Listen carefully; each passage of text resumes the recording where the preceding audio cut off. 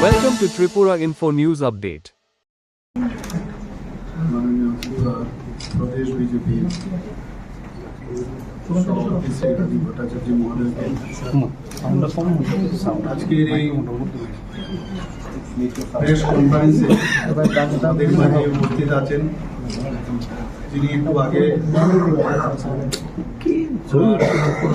প্রারম্ভিক আলোচনা আমাদের সামনে রেখেছেন ত্রিপুরা প্রদেশ বিজেপির মাননীয় সভাপতি তথা রাজ্যসভার মাননীয় সাংসদ শ্রী রাজীব ভট্টাচার্য মহোদয় আমাদের মাঝে উপস্থিত আছেন ত্রিপুরা সরকারের মাননীয় মন্ত্রী হায়ার এডুকেশন এবং পঞ্চায়েত দপ্তরের অন্যান্য দপ্তরের শ্রী কিশোর বর্মন মহোদয়।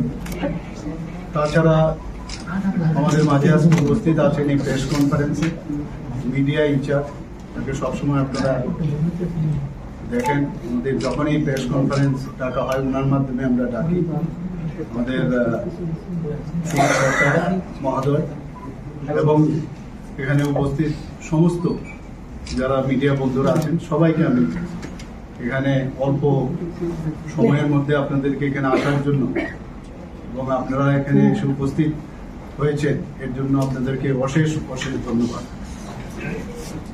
এখানে আমার পূর্ববর্তী বক্তা শ্রী রাজীব ভট্টাচার্য মহোদয় অলরেডি বলেছেন যে এই যে বিবি জি রাম জি বিল 2025 তিনি অনেক ধরনের তর্ক বিতর্ক এসব হয়েছে এবং লোকসভাতেও হয়েছে রাজ্যসভাতেও হয়েছে, কিন্তু একটা অদ্ভুত বিষয় যখন তর্ক বিতর্কর পর যখন বিল পাস হয় তারপরেও তারা কিন্তু বাইরে এসে আবার বিতর্কের সৃষ্টি করে, এতে করে মানুষের কিন্তু একটা অনেক সময় বিভ্রান্ত সৃষ্টি করার একটা চেষ্টা করে। সেই বিভ্রান্ত যেন না করতে পারে তার জন্যই আজকে ন্যাশনাল লেভেলে তো হয়েছে, আমরা স্টেট লেভেলে আজকে এই বিলের বিষয়ে দু চারটি কথা আপনাদের মাধ্যমে সমস্ত ত্রিপুরা ভাষীকে আমরা জানাতে চাই।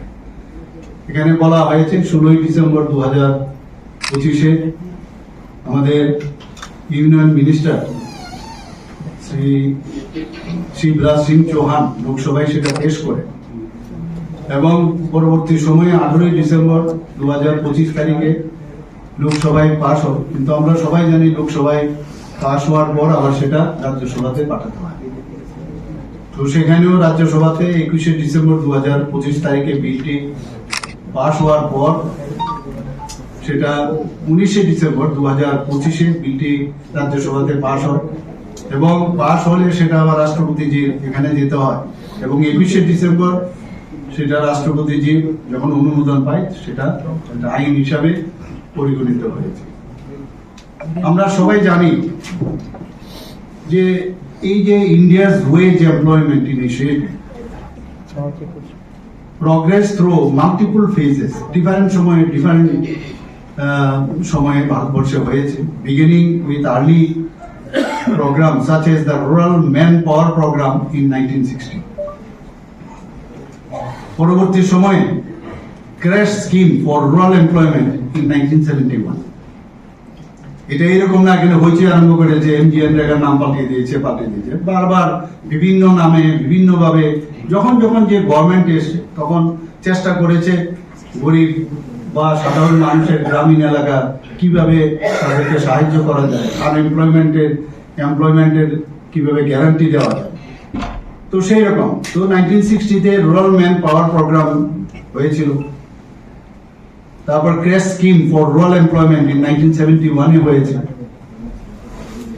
পরবর্তী সময়ে সেখানে these were followed by more structured efforts in 1980 এবং 1990 including National Rural Employment Program, Rural Landless Employment Guarantee Program, এরকম বিভিন্ন নামে এক সময় এই ঘটনাগুলো হয়েছে। এবং শুধু তাই নয়, লেটার এই যে এতগুলো যেটা আমি বললাম ন্যাশনাল রুরাল এমপ্লয়মেন্ট প্রোগ্রাম, সেগুলো rural landless employment guarantee programme, সেগুলো merged with Jawahar Rozgar Yojana in 1993 এবং which consolidated into Sampurna Gramin Rozgar Yojana in 1999. উদ্দেশ্যটা কি ছিল? aimed at improved coverage and coordination. তারপর কি হলো? employment assurance and the food for work program. It addressed seasonal unemployment and food security. কিন্তু আমরা দেখলাম যে এতগুলো যে একবার এক এক রকমের প্রোগ্রাম করেছে, তাতে করে কিন্তু দেখা যাচ্ছে যে এগুলো কিন্তু মানে অনেকটা বলে যে টেস্টিং মেথড বা ট্রাইং এন্ড এরর মেথড এই ধরনের। তো আলটিমেটলি সেই ট্রাইং এন্ড এরর মেথডের পরে দেখা গেল Maharashtra employment guarantee act of 1977 সেটা দেখা গেল খুব ভালো। এবং এই যে Maharashtra employment guarantee act of 1977 এই যে একটা মেজর শিফট করেছে, তাতে দেখা গেছে এবং এই যে কনসেপ্টটা সেটা introduce the concept of statutory right. আগের স্ট্যাটুটরি রাইট ছিল না, স্ট্যাটুটরি রাইট টু ওয়ার্ক, মানে আইনগতভাবে রাইট হয়েছে।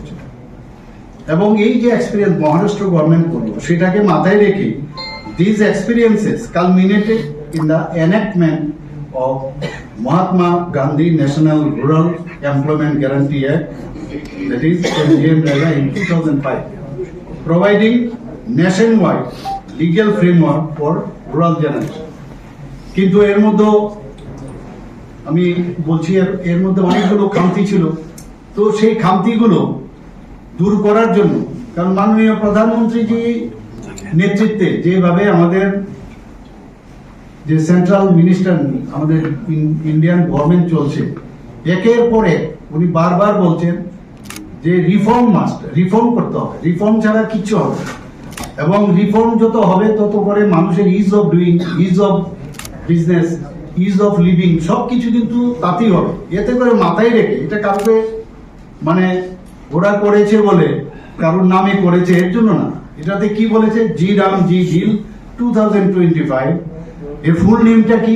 রামের কথা শুনলে অনেকে মনে করে কি জানি রাম, আসলে তো এটা হয়েছে Viksit Bharat guarantee for Rozgar and Ajeevika mission Gramin was introduced in the Lok Sabha and Rajya Sabha. তো এইরকম এটা, তো এটাকে নিয়ে নানা রকম ভাবে বিভ্রান্তি সৃষ্টি করার চেষ্টা করছে। So it aims to replace the Mahatma Gandhi National Rural Employment Guarantees Act with a new framework. কিছু নতুন ভাবে চেষ্টা করেছে, আগে যেরকম হয় একের পর এক পোস্ট ইন্ডিপেন্ডেন্স সেইভাবেই কিন্তু সেগুলো হয়। So that includes কি হায়ার ওয়ার্ক গ্যারান্টিজ, যাতে আরো বেশি কাজ দেওয়া যায়, বেশি পরিমাণে দেওয়া যায়। Capped funding for rural development, capped funding মানে normative allocation that is made by the central government। তো সেইভাবে একের পরে এই কারণে কিন্তু এই যে চেঞ্জ গুলো করলো, এক নম্বর। দু নম্বর হচ্ছে focus on durable infrastructure creation. আগে দেখতাম কাজ হলো সেটা কিন্তু ডিউরেবল থাকতো, কি কাজ করছে কোথায় করছে কেউ জানে না, এবং সেটা কিন্তু পার্মানেন্ট স্ট্রাকচার হচ্ছে। এন্ড টাইটেন অ্যাকাউন্টেবিলিটি, যে কাজ করছো তার অ্যাকাউন্টেবিলিটি দরকার ইন এমপ্লয়মেন্ট প্রোগ্রাম। থার্ড হচ্ছে কমিটমেন্ট অফ ওভার ₹95,000 crore, আপনারা ভাবুন 95,000 crore from the central government for this initiative. আরেকটা কি বলছেন, modernisation of rural employment guarantees two align with long term infrastructure, এবং এটাকে যাতে প্রপার মানে রেজিলিয়েন্স গোলস আমরা করতে পারি তার জন্য এটা করা। অর্থাৎ এই যে পয়েন্টগুলো আমি বললাম সেটাকে যদি আমরা ধরি, this bill reflects a significant shift in India's approach to rural employment and development. আজকে এই যে বিকশিত ভারত রোজগার ও আজীবিকা মিশন গ্রামীণ, এটা একটা ঐতিহাসিক পদক্ষেপ। আমি মাননীয় প্রধানমন্ত্রী শ্রী নরেন্দ্র মোদীজিকে আমি ধন্যবাদ দেব। একের পর এক উনি রিফর্ম করে করে সাধারণ মানুষের জন্য যে চিন্তা ভাবনা করছেন। আমাদের 75% লোক আমাদের পপুলেশনের গ্রামে নিতে থাকে। তো তাদের যদি আর্থসামাজিক উন্নয়ন না হয়, তাহলে শুধু শহর কেন্দ্রিক কিছু করলাম, তাতে লাভের লাভ কিচ্ছু হবে না। এবং এটা বরাবরই আমরা কিন্তু সেটা দেখেছি, মাননীয় প্রধানমন্ত্রী সেটার উপর প্রচন্ড জোর দিয়েছেন। এবং এতে করে এই যে এই নতুন আইন, তাতে করে কর্মসংস্থানের এটা কিন্তু নিশ্চয়তা বাড়িয়ে দিয়েছে। 100 দিন ছিল আগে, আপনারা সবাই জানেন, এবং 100 দিন থেকে 125 দিন করা হয়েছে। আগে এই নিয়ে বিধানসভাতেও আলোচনা হয়েছে যে 100 দিনের কাজ দেওয়া হয় না, 65 দিন কেন। তো এটাও আমি আপনাদের সামনে বলতে চাই যে এখন যেমন মাননীয় প্রধানমন্ত্রীজি একটা 13,000 কোটি টাকা যে বিশ্বকর্মা যোজনা করেছে, অনেকে আছে এইসব যোজনার সাথে যুক্ত হয়ে যাওয়াতে অনেকে আবার এইসব কাজে আসতে চায় না, আরো অনেক বিভিন্ন স্কিম থাকাতে কিন্তু কাজ চাইলে কিন্তু কাজ আমরা দিতাম, কিন্তু এগুলো কমপ্লিকেটেড। এখন কিন্তু এরকম না। এর জন্যই এই যে আইনটা আনা হয়েছে, 100 দিন থেকে বাড়িয়ে 125 দিন, এবং যারা পরিশ্রমী গ্রামীণ জনগোষ্ঠী আছে, এটা তাদের জন্য একটা গুরুত্বপূর্ণ আমি মনে করি একটা পরিবর্তন। যোগাযোগ থেকে যে সমস্ত নথি বা যন্ত্রপাতি তিনি কালেক্ট করলেন, সেখানে মোবাইল বা বিভিন্ন এই বিষয়টা মুখ্যমন্ত্রী হিসাবে আপনি কিভাবে দেখছেন, স্পেসিফিক এই ঘটনাটা সম্পর্কে? না, দেখুন, ইডি তো ইডির কাজ করছে, এটা তো একটা মানে সেপারেট একটা এজেন্সি, এখানে তো সরকারের কোনো হাত থাকে না। সিবিআই, ইডি এগুলোতে তো সরকারের কোনো হাত থাকে না। নিশ্চয়ই কোনো কারণ আছে, তবেই তো ওখানে ওনারা গেছেন। এখন উনার কেন, আমি যদি মনে করি যে আমি সৎ, তাহলে আমার এখানে যদি এখন কেউ মানে কোনো এজেন্সি যদি আসে, তাহলে আমার ভয়ের কি আছে? আমার তো সমস্যা নেই। এবং এর আগেও বারবার এই ধরনের বহু ঘটনা হয়েছে, এবং এগুলো পরীক্ষিত। কতগুলো লোক জেলে গেছে এবং কতগুলো লোক জেলে মারাও গেছে, এগুলো সবাই জানে। এগুলো তো একটা মানে ওয়েস্ট বেঙ্গলে যেভাবে ওনারা পশ্চিমবঙ্গে ওনারা ক্ষমতায় আছেন, এ বিষয়ে বলার অপেক্ষা রাখে না। এটা আগামী দিনে সবাই বলছে যে যদি আমাদের বাঁচতে হয়, ওয়েস্ট বেঙ্গলকে আমাদের বাঁচাতে হবে। What Bengal things today, India things tomorrow, এই কন্ডিশনটা আমাদের আসতে হবে। একটা লাস্ট কোশ্চেন, তিপ্রামথার বিরুদ্ধে আপনি বারবারই অভিযোগ তুলেছেন যে এবং তিপ্রামথা বিজেপির কর্মীদের উপর আক্রমণ করছে, কিন্তু তিপ্রামথা আপনার সঙ্গে সরকারিও আছে, এমনকি আপনার মন্ত্রিসভার সদস্য আপনার বা আপনার সরকারের বিরুদ্ধে কথা বলছে। তাদেরকে কি সরকারে থাকার জন্যই আপনারা বলবেন, নাকি সরকার থেকে প্রয়োজনে বেরিয়ে বিরোধী অবস্থানে যাওয়ার কথা বলবেন? দেখুন, ভারতীয় জনতা পার্টি আগেও আমরা বলি, আমরা আমাদের সাথে যখন অ্যালায়েন্স হয়, পার্টনার হিসেবে আসে, উই ওয়ান পার্টনার, আমরা কিন্তু পার্টনার হিসেবে দেখি। এবং ভারতীয় জনতা পার্টি এখন পর্যন্ত ইতিহাস বলে না যে কোনো পার্টনারকে ছেড়ে দিয়েছে। কেউ যদি মনে করে ছেড়ে দেবে, তা আমাদের কিছু করার নেই, কিন্তু আমরা কিন্তু সম্মান দিয়ে রাখি সবাইকে। কিন্তু আমাদের উপরে মানে এই ব্ল্যাকমেলিং এর যে সিস্টেম, ওই মাননীয় প্রধানমন্ত্রীজি বললেন না যে পরমাণুর ব্ল্যাকমেলিং করতো আগে পাকিস্তান, এইসব ব্ল্যাকমেলিং করে আমরা এইগুলোকে কোনো অবস্থায় সেইগুলোকে আমরা মান্যতা দিই না। আর তাছাড়া আরেকটা বিষয় যেটা অদ্ভুত লাগে আমার এক এক সময়, আমি আজকেও আপনাদের সাংবাদিক বন্ধুদের কালকে আমি বলেছিলাম যে কথা এবং কাজের মধ্যে কেন যে একটা বিরাট গ্যাপ থাকে। এবং এই ধরনের কালচার এই যে রাজনৈতিক দলগুলোর মধ্যে বহুদিন ধরে, এবং এমন ভাবে বলে, আমি জানি না এইভাবে রাজনীতি চলবে কিনা। কারণ আমরা শিখছি আমাদের মাননীয় প্রধানমন্ত্রী নরেন্দ্র মোদীজি, আমরা শিখছি আমাদের পার্টির যিনি প্রধান আছেন সর্বভারতীয় স্তরে জেপি নাড্ডাজি, আমাদের অমিত শাহজি, তো আমাদের ডিফেন্স মিনিস্টার রাজনাথ সিং, এরকম যারা লিডার, এরা কিন্তু কোনোদিন আমি দেখিনি যে মিথ্যা কথা বলা বা মানে চতুরতা দেখা বা এইসব এই ধরনের দেখা না। তো এই একটা টাইম নেবে, আস্তে আস্তে লোকাল পার্টিগুলো আজকে সর্বভারতীয় স্তরে আপনি দেখুন কি হয়েছে। মধ্যপ্রদেশ, আপনার উত্তরপ্রদেশে দেখুন আপনি কি অবস্থা হয়েছে, বিভিন্ন জায়গায় দিল্লিতেও আপনি দেখুন কি হয়েছে। তো এগুলো এতদিন ধরে গার্জিয়ানশিপের অভাব ছিল সারা ভারতবর্ষে, এবং প্রপার গার্জিয়ান চলে আসাতে এখন আস্তে আস্তে করে ওদের মানে মিশে যাওয়ার জমিতে মিশে যাওয়ার সময় এসে গেছে। এভাবে চলবে না।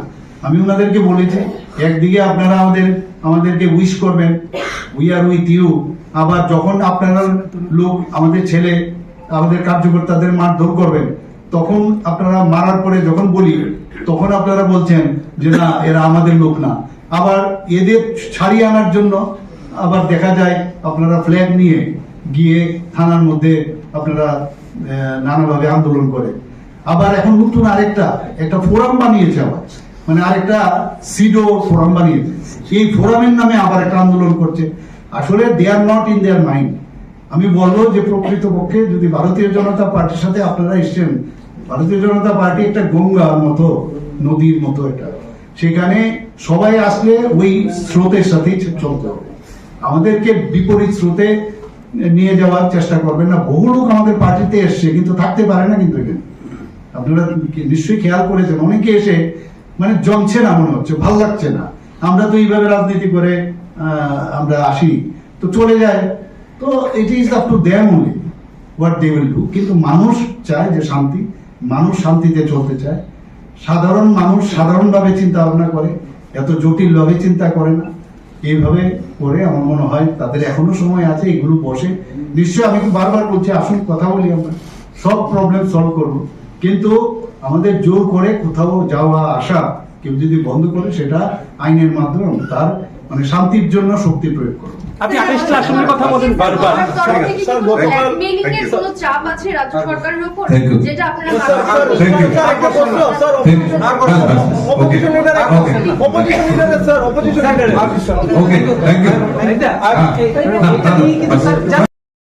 এক এক জায়গার মধ্যে খালি দেখা যায় খালি পুকুর খননই করছে, খালি খননই করছে। কোন জায়গায় দেখা যাচ্ছে রাস্তায় তৈরি হচ্ছে। তো এতে করে কিন্তু যেহেতু এটা আইডেন্টিফাই থাকবে যে ডাবলিং হচ্ছে কিনা, ট্রিপলিং হচ্ছে কিনা, সেটা রোধ করা যাবে। এবং এতে করে বিভিন্ন বিভাগের মধ্যে বিভিন্ন যে লাইন ডিপার্টমেন্ট আছে তার মধ্যে সমন্বয় বৃদ্ধি পাবে। এবং সবচেয়ে বড় যে জিনিস আমরা আগে দেখতাম যে একজন মিডলম্যান বসে আছে, 20 জনের কাজ, 4 জনের নাম লিখে বাকিগুলো পকেটস্থ করেছে, আমরা দেখতাম আগে। আমরা সবাই জানেন, আপনারাও জানেন। তো সেইগুলোর জন্যই এই যে দুর্নীতি, সেইগুলো কিন্তু প্রতিরোধ হবে। কৃষি ও শ্রমের সমন্বয়, এটা খুব ইম্পর্টেন্ট। এই আইনের অধীনে রাজ্য সরকারের যে বপন ও কাটাই সংক্রান্ত প্রধান কৃষি কার্যক্রমের জন্য মোট 60 দিনের একটি সময়কাল নির্ধারণের ক্ষমতা দেওয়া হয়। স্টেট গভর্নমেন্ট ডিসিশন নেবে যে কখন কৃষি সময়, যাতে কৃষি সময়ের জন্য 365 ডে। তো 365 ডেজ এর মধ্যে 2 মাস আমরা সাধারণত এই বপন এবং যে কাটাই সংক্রান্ত থাকে, এটা স্টেট গভর্নমেন্ট তার অবস্থা বুঝে সেটা ডিসিশন নেবে। তখন কিন্তু সেখানে তাদেরকে কোনো কাজ দেওয়া হবে না, যাতে করে মানে এগ্রিকালচারে কোনো ডিসরাপশন না আসে। তাহলে 365 থেকে যদি আমরা 60 মাইনাস করি, তাহলে 305 ডেজ হয়। 305 ডেজ এর মধ্যে আমরা এই যে 100 থেকে 125 দিন করলাম, সেই 125 দিনের কাজটা আমরা তাদের কাছে ডিস্ট্রিবিউশন আমরা করব। তো এর ফলে কিন্তু একটা প্র্যাকটিক্যাল এটা বিষয় বাস্তবায়িত হবে। এবং আমার মনে হয় যে কৃষি কার্যে কোন রকম আমাদের, কারণ আমরা সবাই জানি আমাদের জিএসডিপি বলুন, জিডিপি বলুন, কৃষি প্রধান ভারত, কৃষি প্রধান ত্রিপুরা, সেখানে কৃষি কার্যে কিন্তু প্রবলেম হয় না। প্রশাসনিক ব্যয়ের সীমা বৃদ্ধি করা হয়েছে। আগে অ্যাডমিনিস্ট্রেটিভ ওয়ার্কের জন্য খুব কম পয়সা ছিল, আগে ছিল মাত্র 6%। এই যে প্রশাসনিক ব্যয়, সে থেকে বাড়িয়ে 9% করা হয়েছে। এর ফলে গ্রাউন্ডে যারা মাঠে থাকবে তাদের কিন্তু পরিষেবা অনেক সেটা নিশ্চিত করা হবে।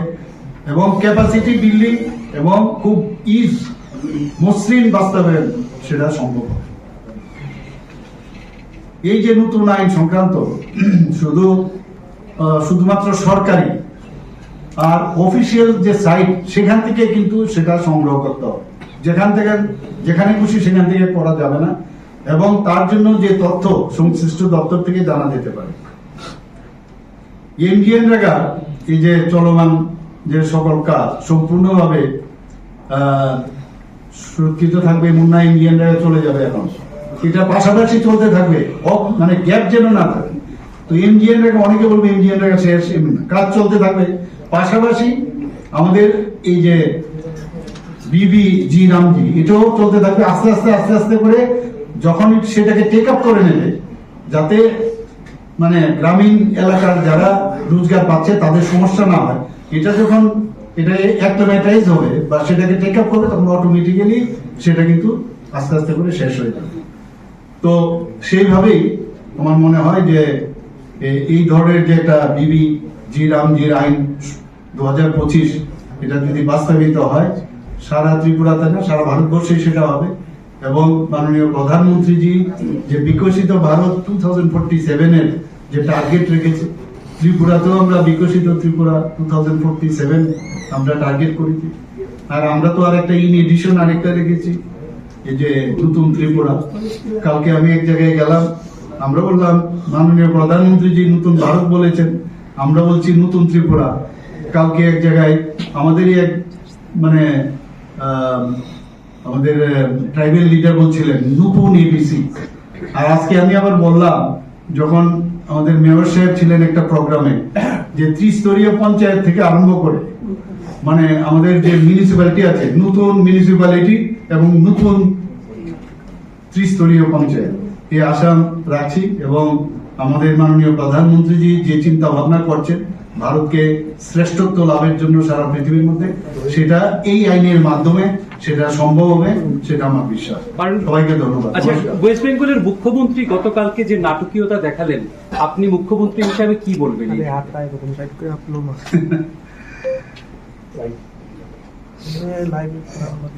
তো কি বলবো, মাননীয় গৃহমন্ত্রীজি কিছুদিন আগে খুব সুন্দর একটা কথা বলছেন, আমার এত ভালো লাগলো। उन्हीं बोल रहे हैं, मैं बहुत एक सिंपल एक आप लोग को फॉर्मूला बता दूं। क्या फॉर्मूला? बोला आप लोग जीत पाओगे ये जो हमारा बैलेट बॉक्स, जो ई बैलेट बॉक्स है, ईवीएम का आपका रिजल्ट तभी आएगा सवेरे से 6 बजे से आप काम करो और रात 12 बजे तक आप काम करो।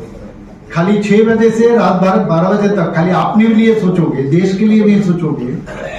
जब ये सोचोगे तब आपका ईवीएम से रिजल्ट मिलेगा।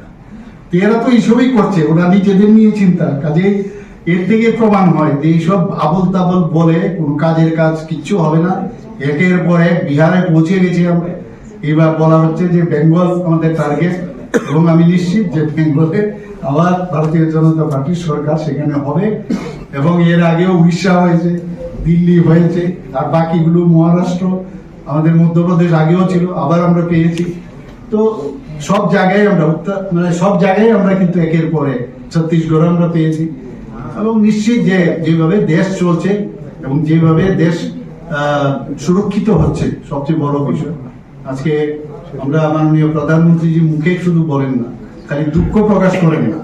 আগে তো দেখতাম দুঃখ প্রকাশ, मैं छोड़ूंगा नहीं, আর এমনিতেই অপারেশন সিন্ধু, मैं छोड़ूंगा नहीं সার্জিক্যাল স্ট্রাইক, मैं छोड़ूंगा नहीं এয়ার স্ট্রাইক।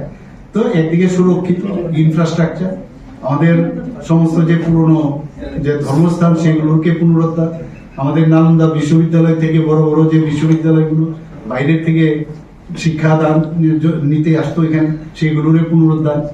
একের পর এক যেভাবে মানে মানে উন্নয়নের দিশা চলছে, এবং যেভাবে ভারতীয় জনতা পার্টি মানে উন্নয়ন, মোদীজি মানে উন্নয়ন, এবং মানুষের সম্মান, তার যে শুধু মানে এমন না যে খালি সোসিও ইকোনমিক্যাল স্ট্যাটাস বাড়ানো, তার যে মান, তার যে সম্মান, তার যে আত্মসম্মান, সেটা বাড়ানোর জন্য মাননীয় প্রধানমন্ত্রীজি আমাদের ডাবল ইঞ্জিনের সরকার, আমরা সেভাবে স্পেসিফিক হচ্ছে ইডির তল্লাশি চলাকালীন মুখ্যমন্ত্রী সেখানে যে আপনারা জানেন যে আমাদের দেশের যশস্বী প্রধানমন্ত্রী নরেন্দ্র মোদীজি বিকশিত ভারত গ্যারান্টি ফর রোজগার আজীবিকা মিশন গ্রামীণ জি রামজি গত 16 ডিসেম্বর আমাদের ইউনিয়ন মিনিস্টার শ্রী শিবরাজ সিং চৌহানজি লোকসভায় এটা পেশ করেন, এবং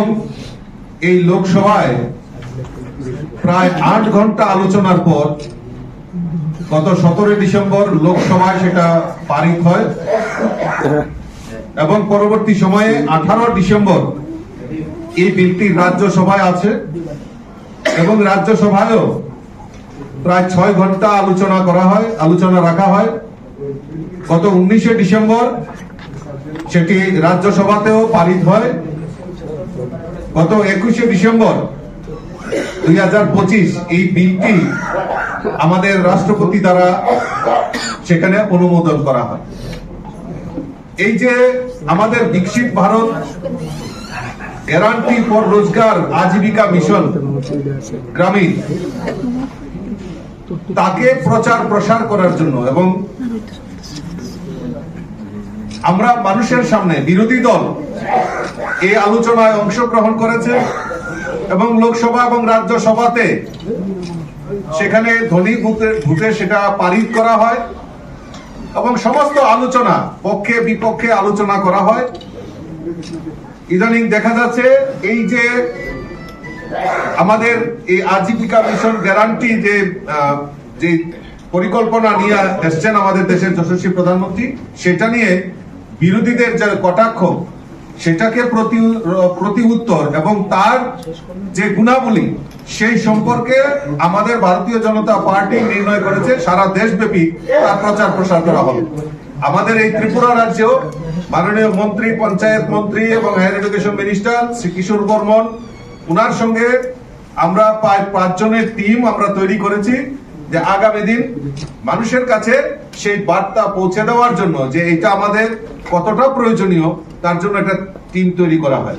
আজকে এই কর্মসূচির জন্য আমাদের মাননীয় মুখ্যমন্ত্রী সারা রাজ্যে এবং এই আপনাদের মাধ্যমে সমস্ত রাজ্যবাসীর কাছে যে এই যে আমাদের প্রধানমন্ত্রী, দেশের প্রধানমন্ত্রী মানুষের গরিবের যে রোজগার, সেই রোজগারকে সুদৃঢ় করা এবং তার জন্য যে স্বচ্ছতা, এই স্বচ্ছতার জন্য আমাদের যে নতুন পথ দেখিয়েছেন দেশের যশস্বী প্রধানমন্ত্রী নরেন্দ্র মোদীজি, সেটা দেশবাসীর কাছে, রাজ্যবাসীর কাছে তুলে ধরার জন্যই আজকে এখানে প্রেস কনফারেন্স রাখা হয়েছে। আমি মাননীয় মুখ্যমন্ত্রী প্রফেসর ডক্টর মানিক সাহা মহোদয়কে অনুরোধ করব যে আজকে এই Subscribe to Tripura Info and press the bell icon so that you never miss any latest updates and news on Tripura.